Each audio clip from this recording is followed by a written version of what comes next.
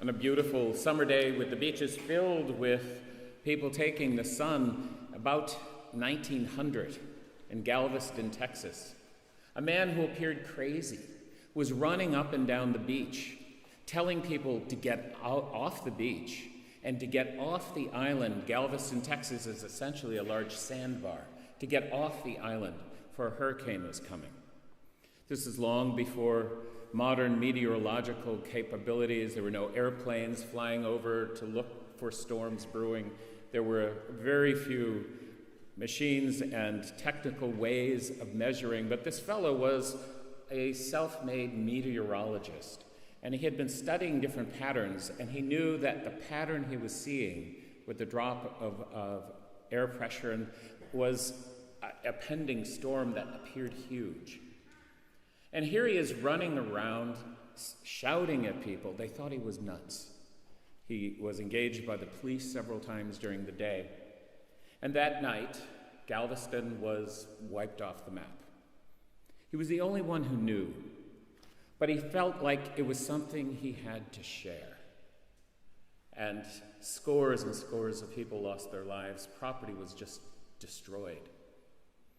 And the one person who knew could do nothing but try to tell others. Today we have Jeremiah in the first reading, basically having an angry conversation with God. "You have duped me, Lord," the American translation says. Here, "You have seduced me, and I have let myself be seduced. I've let myself be duped. You've made me wander around Jerusalem to tell them destruction is coming.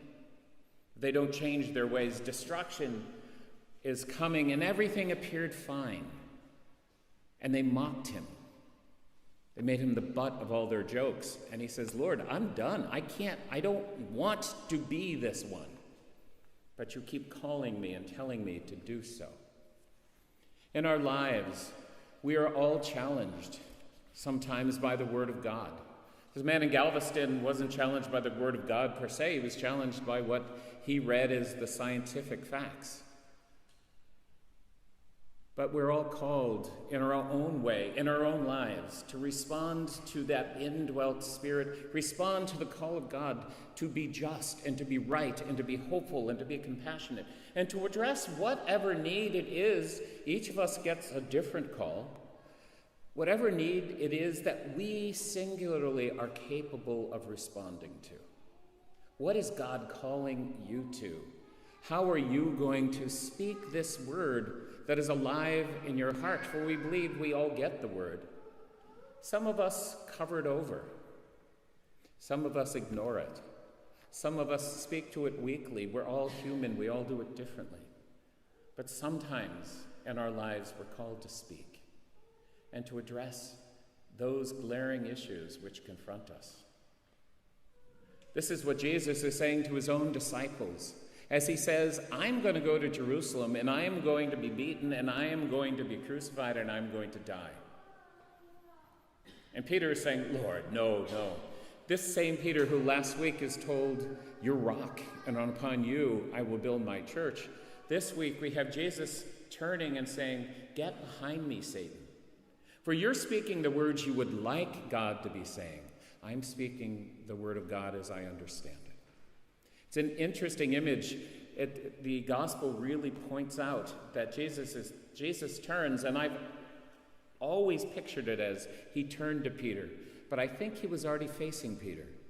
And when he turns and says, "Get behind me, Satan," he's saying, I am going to follow a different voice as he turns away from him. He calls him an obstacle in his path. The Greek is scandalon, scandal. You are the scandal. You're my tripping stone. And I turn away from you because I'm going to follow the voice of my heavenly Father. St. Paul reminds the Romans that each of us is called by God to be living witnesses in our own body, to be holy sacrifices in how we live our lives. Jesus says, "Take up your cross." As I've said before, each of us have crosses in lives. We don't have to go looking for them. They will find us. All of ours will be different. Some of ours will be personal. Some will be professional. Some will be the hardship of a sick child.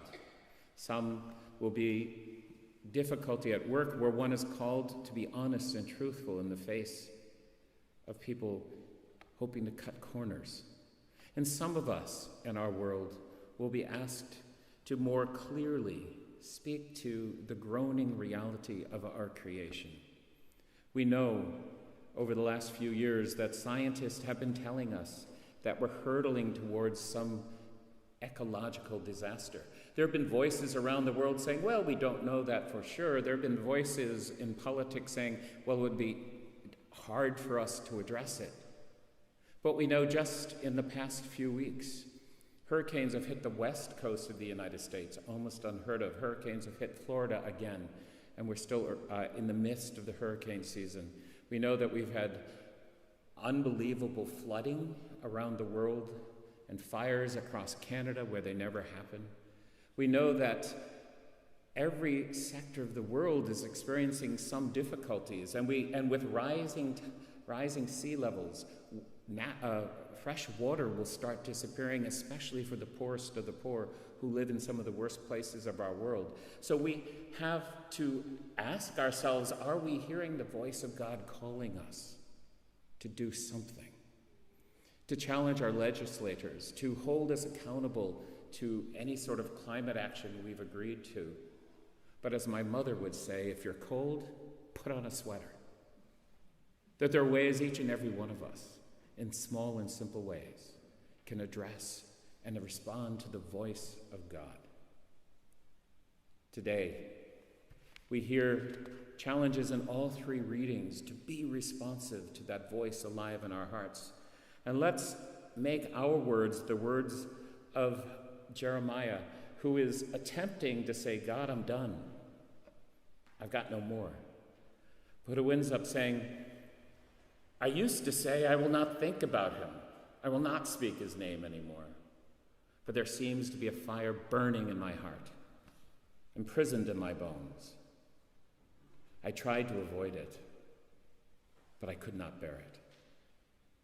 Let's dig out our hearts.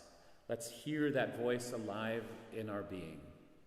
And whatever it is that it's calling us to do, let us trust that God will guide us. It may be our cross for a while, but if we wish to spend eternity at the banquet feast of heaven, we need to trust that God knows what is good and what is the perfect thing for us to do.